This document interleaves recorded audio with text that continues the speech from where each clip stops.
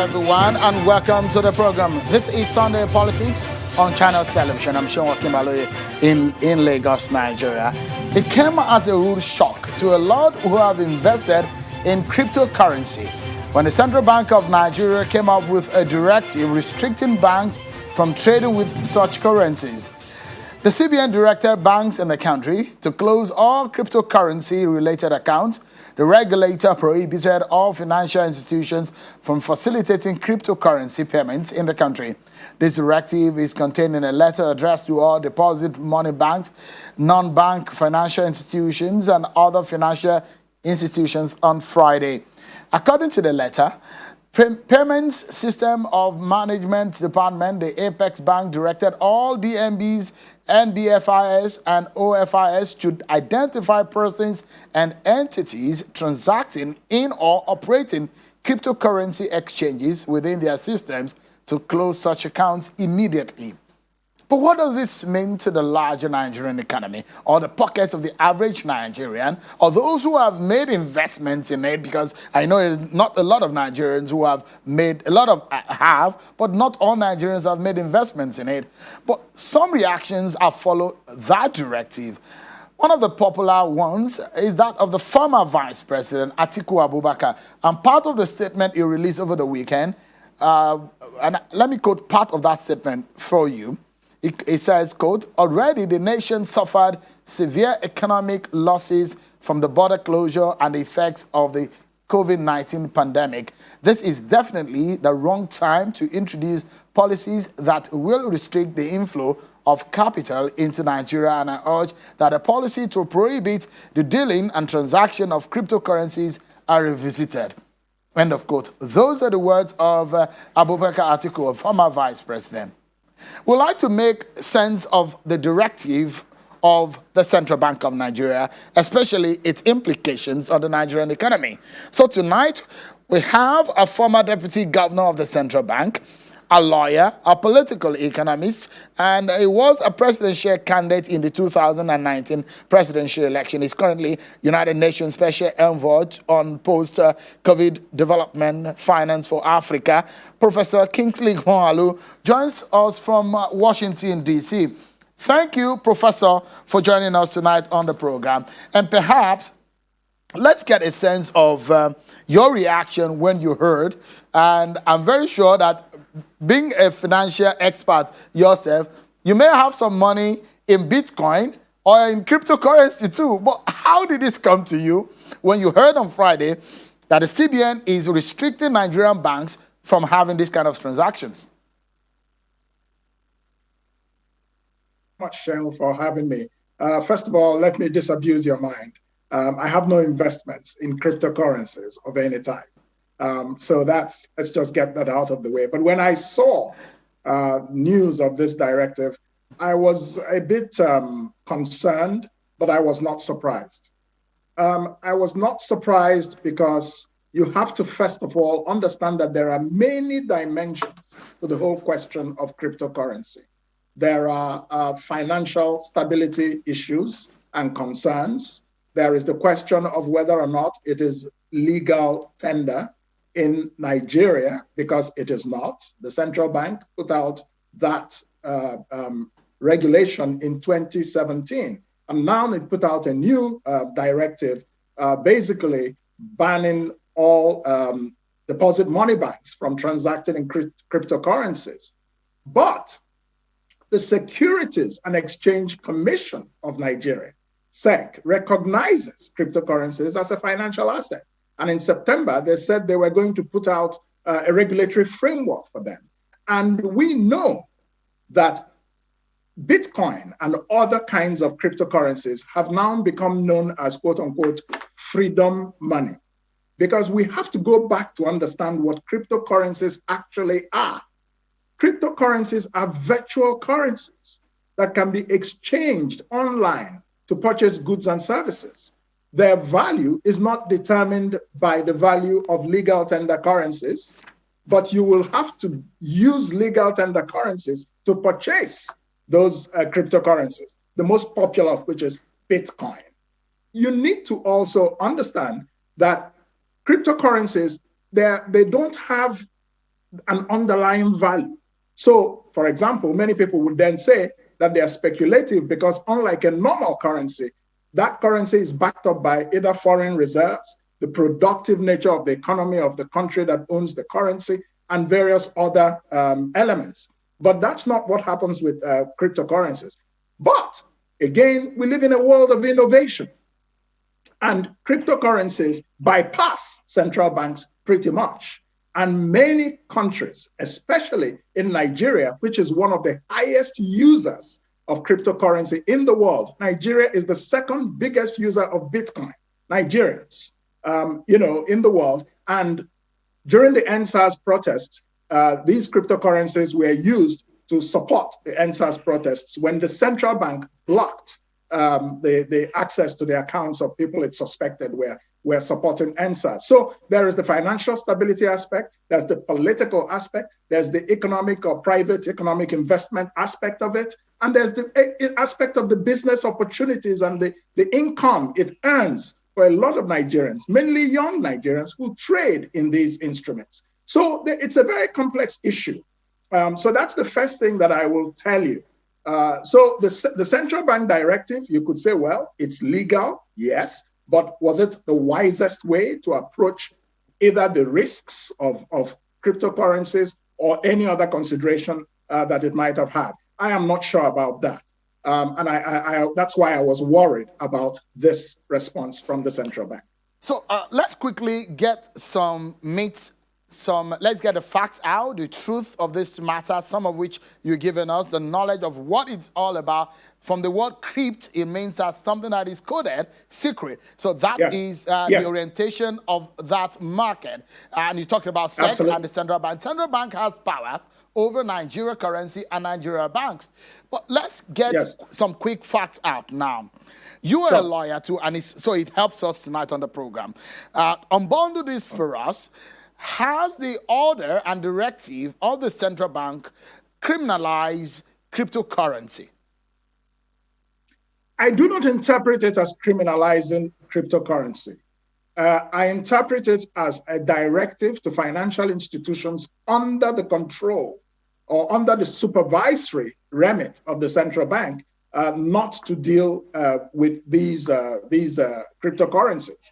Now, there are other ways, and the directive is targeted at exchanges of cryptocurrency because there are exchanges where these cryptocurrencies are exchanged. So this is what the central bank directive mainly targeted. I do not think it criminalizes individuals transacting in exchange based on cryptocurrencies in any other way, although, of course, it becomes more difficult for individuals to transact in cryptocurrencies if the exchanges where they can get them are sort of made suspect by the central bank and certainly illegal from the central bank's point of view. So it's a bit of a gray area. I don't think it criminalizes cryptocurrencies per se, but the central bank has said it's not legal tender, but they don't have to tell you and me what we can exchange for value. If I want to give you my shirt and you give me your shoe, the central bank has no business with it. You see what I'm saying? So therefore, that's what I would say to that. It makes it difficult, but it does not per se criminalize cryptocurrencies. Okay, so it's good that we get clarity on that because anybody who trade in cryptocurrency within that sphere, if it's criminalized, then the person is no less than the Yahoo, because then the person becomes a criminal because it then falls on the issue of fraud because it's not legal in the country. Nigeria is not the only country where you have it illegal as not a legal tender. The United States allows it. Canada, in one way or the other, legalized and did not. In some parts of Central Europe, there are some countries that do not allow it as a legal tender. Yes. But let's look at it from your background, Prof. I mean, Yes. you had worked in the central bank, and perhaps it might be on the surface to look at whether good or bad this decision or directive is. But give us a sense of it. If you were in the central bank, would you have told this line, is this the best way to have handled this matter? My answer, to be very straightforward, is no. Let me give you a little bit of a background. I was deputy governor in charge of financial system stability That is to say, I was the head of the directorate of the central bank that controls the financial system.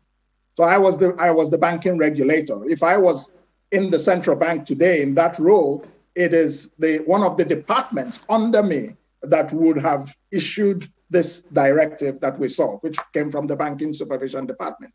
In that position, I had responsibility for the management of a banking sector that was worth 17 trillion naira at that time.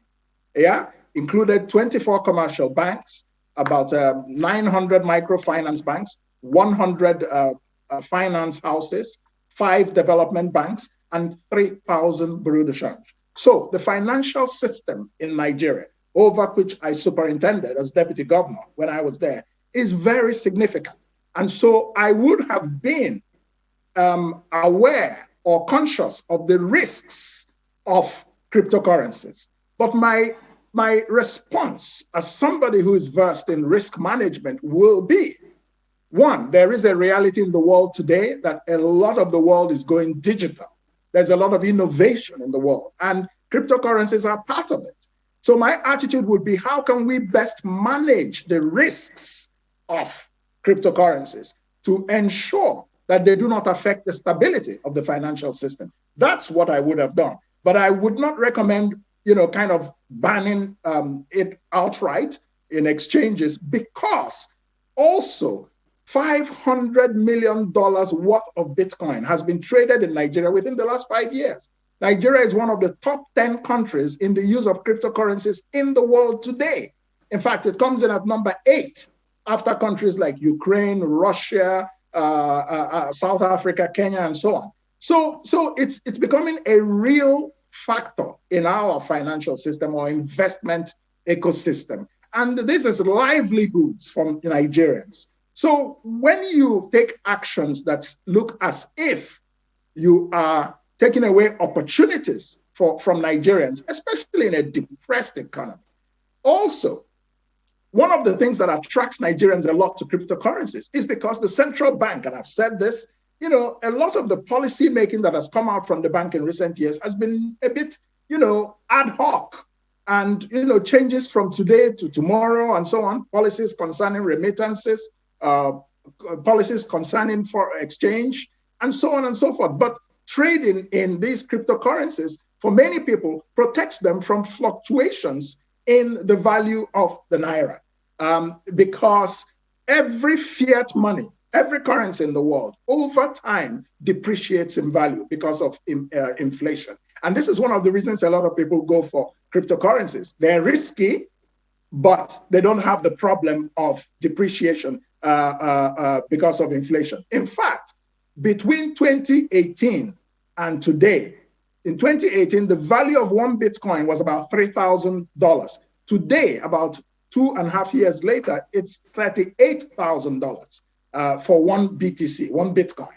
So this gives you a sense of what's going on. Now, does that mean that this is sustainable? No. One of the things that caused the financial crisis in 2008, in which we, again, in the central bank had to really, do some heavy lifting to save Nigeria from a crash of its financial system, was that there was a lot of trading in new financial instruments, which were very speculative. And after some time, the bubble burst.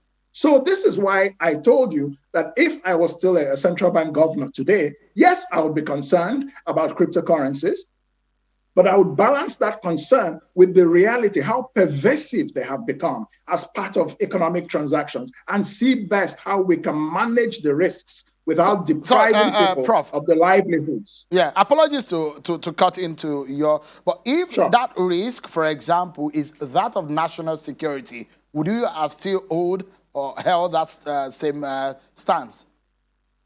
I do not support suppression of people who are peaceful demonstrators. They have human rights. So what do you call national security? Do you think national security means that Nigerians do not have rights to protest peacefully? So long as their protests are peaceful, that is guaranteed under the Constitution. So I would not, if I was a central banker, support blocking people's accounts because they were involved in peaceful protests that were legal under the Constitution. If you call that, counter-terrorism financing and all that, I would like to see the central bank investigate and show us people who are sponsoring Boko Haram financially, and let us have them put on trial. That's the real threat to Nigeria, not peaceful protesters, young people from NSAS. So this is my own perspective on it. All right. So let's look at it again. Some experts, because again, you talked about the risk in cryptocurrency.